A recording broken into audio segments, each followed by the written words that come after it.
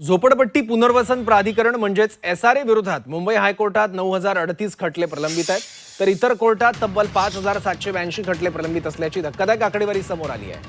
माहिती अधिकार कार्यकर्ते रमेश खानविलकर यांनी माहिती दिली आहे. SRA मध्ये गेली 9 ते 10 वर्ष अनेक अधिकारी ठाण मांडून बसल्यात.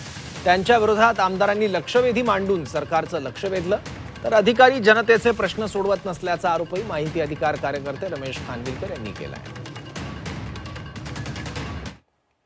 माझी सामान्य झोपडीवासी लोक जी असतात, लहान लहान विषयासाठी या त्यांच्या कार्यालयात जातात, तेव्हा हे अधिकारी अत्यंत उर्मटपणे त्याला सरळ सरळ सांगतात, आमच्याने होत नाही, तुम्ही कोर्टात जा.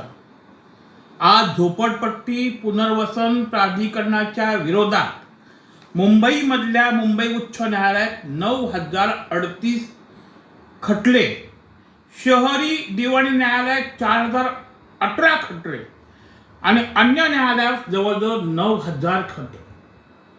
म्हणजे जवळजवळ अशा सर्व एकत्र केल्या तर 10,000 ते 11,000 खटले न्यायालयात प्रलंबित आहेत.